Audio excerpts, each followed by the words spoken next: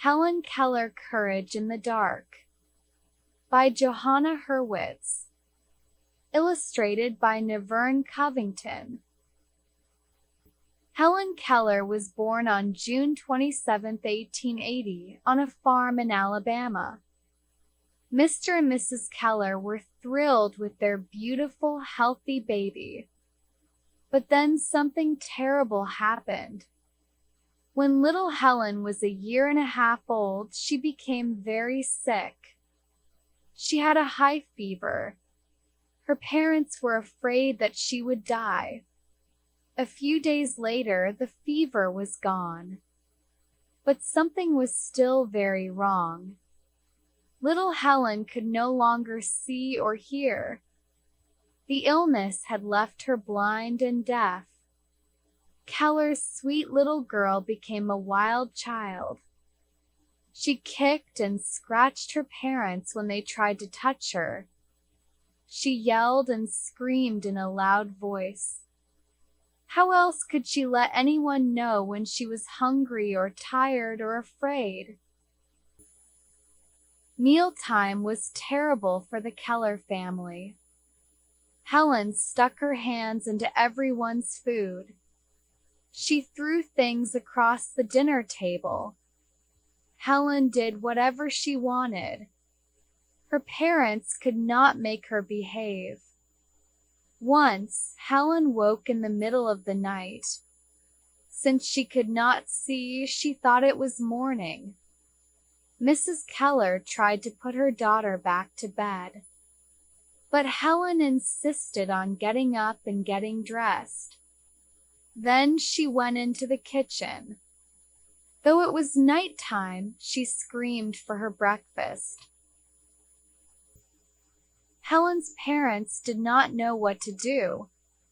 They wanted to help their little girl. But how? They did not know any blind or deaf people. They did not know where to turn for help. One day, Mrs. Keller heard about Dr. Chisholm. He was a special eye doctor in Baltimore, Maryland. Some of his patients were blind and deaf, just like Helen. For the first time, Mrs. Keller felt a little bit of hope. Maybe Dr. Chisholm could help Helen. Kellers took their daughter to Baltimore right away. Dr. Chisholm could not cure Helen, but he told the Kellers not to worry. He said that even a blind child could learn many things. He sent them to Washington to meet Alexander Graham Bell. Mr. Bell invented the telephone, and because his own wife was deaf, he knew a great deal about teaching deaf people. Mr. Bell told the Kellers about the Perkins Institution for the Blind.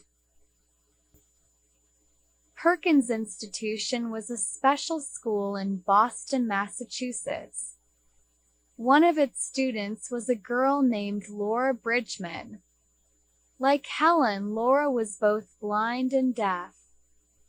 Teachers at Perkins taught her how to sew. Mr. Bell said that a teacher from Perkins might be able to help Helen. Keller's hopes soared. Mr. and Mrs. Keller wrote a letter to the Perkins Institution. Teacher wrote back. Her name wasn't Sullivan. Friends called her Annie. Annie agreed to come and live with the Kellers and to teach Helen. Helen was now almost 7 years old. On March 3, 1887, Annie moved to Alabama. It would turn out to be the most important day of Helen's life. As a child, Annie had been almost blind herself. Luckily, several operations helped her see again. But Annie never forgot what it was like to be blind. She hoped she would be able to help young Helen. Right away, Annie saw that Helen was a tall, pretty girl. But she also saw that Helen was not happy. She almost never smiled. Helen could not understand the world around her. She lived in darkness and silence. She could not tell people how she felt. No wonder she was so unhappy. First, Helen was not a good student. She did not obey Annie. Helen was used to having her own way. Her parents had allowed her to act out. They never punished her. They thought she could not control her behavior. Annie had to teach Helen everything. She was very strict with her young student. Helen was strong and stubborn, but so was Annie. Sometimes Helen pinched or hit Annie. When Helen hit her, Annie stopped her. Bit by bit, Helen learned to pay attention to her new teacher. Annie taught Helen many new things. She taught her to sit at the dinner table. She taught her to eat with a knife and fork and spoon. She taught her to dress herself and brush her hair. Annie wanted to teach her students something that was even more important. She wanted to teach young Helen how to understand words. At the Perkins Institution, Annie had learned a special finger alphabet. Different hand positions stood for different letters. She could speak to deaf people by spelling out words with her hands. Helen had lost her sense of sight and her sense of hearing, but she still had her sense of touch. Annie tried to teach Helen the special alphabet. She spelled out one word after another inside Helen's hand. Helen copied Annie and repeated the finger movements. She learned how to spell doll, cake, milk, and mug, but she did not understand what the words meant. Annie tried over and over, but Helen still did not understand. One spring day, Annie and Helen went for a walk outside.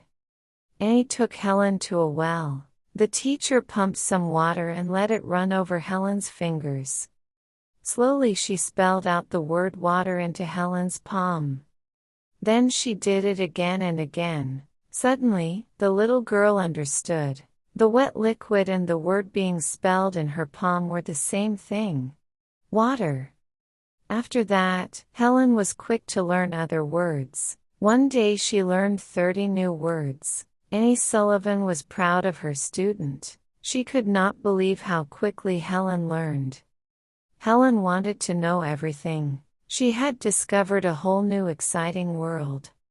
Annie called Helen's progress a miracle. Her accomplishments were amazing. She had done the impossible. Helen now knew how to express her thoughts. For the first time, she was happy. The crying fit stopped. Whenever Annie taught her a new word, Helen threw her arms around her teacher and kissed her. In May 1888, Helen was ready for a new challenge. Shortly before her 8th birthday, she went to Boston with Annie. They went to Annie's old school, the Perkins Institution. There Helen learned to read Braille. Braille is a form of writing. It was invented in France by a blind man named Louis Braille. Patterns of raised dots stand for each letter of the alphabet. Using the Braille system, blind people can feel the letters with their fingertips. With this wonderful alphabet, Helen learned to read. Helen already loved words. Now she loved the stories that words could tell. She read many, many books. And then, using a special Braille typewriter, she wrote some stories of her own. There was so much that Helen could learn at the Perkins Institution. Soon she and Annie began to spend winters in Boston and summers at home in Alabama. When Helen was 10 years old, she met another teacher in Boston. Her name was Sarah Fuller. Sarah wanted to teach Helen how to speak. Until then, Helen could speak only with her fingers. She could talk only to people who understood the special hand language that Annie had taught her. Sarah wanted to teach Helen to speak with her mouth. First, Helen moved her hand over Sarah's face. She felt Sarah's lips and tongue when she spoke. Then Helen copied these movements. She tried to make sounds. Helen's first spoken sentence was "It is warm." It took a long time for Helen to improve her speech. She had to practice very hard. At first, only Annie and Sarah could understand what Helen said. Annie had to repeat Helen's words so others could understand, too. But Helen was determined to speak on her own. She would not give up. Eventually, she learned how to speak more clearly. When Helen spoke, everyone listened.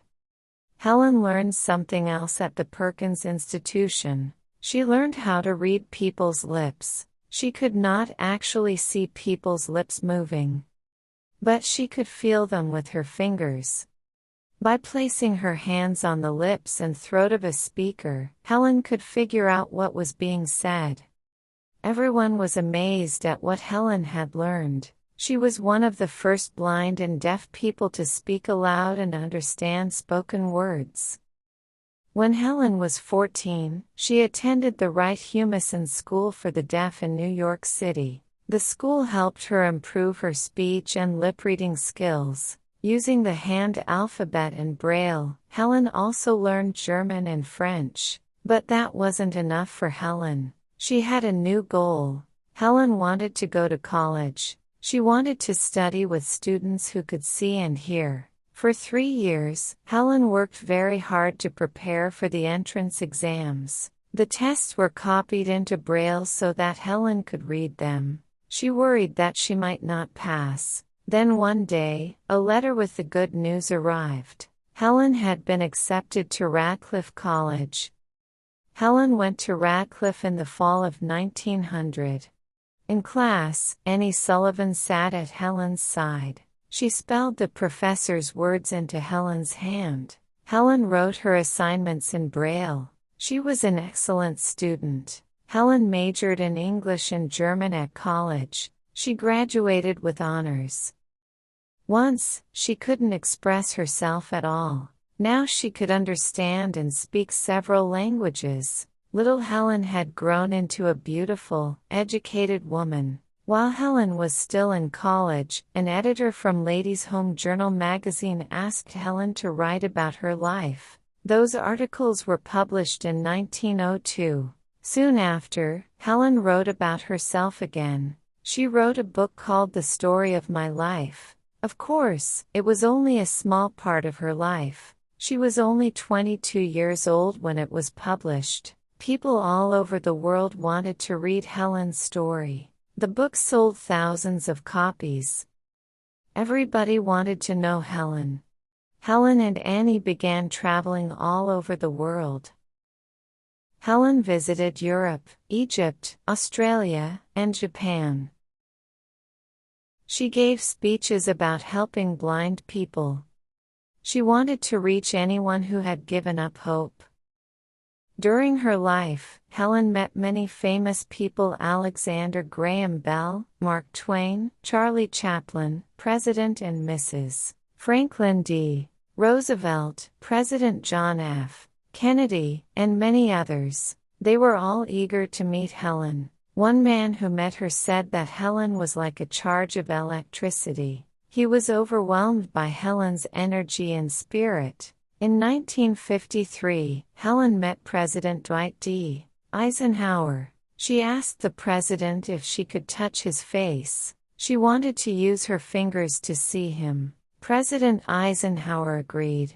Helen touched his mouth. "You have a beautiful smile," she told him. "But not much hair," the president replied. Of course, Helen's fingers would have seen that, too.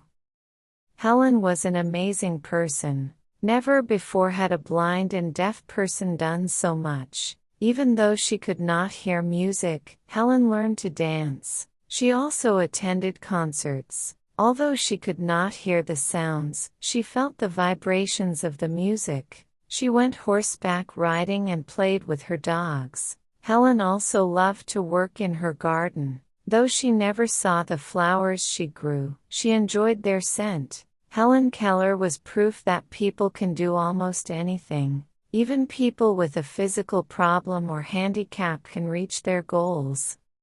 Helen Keller died on June 1, 1968.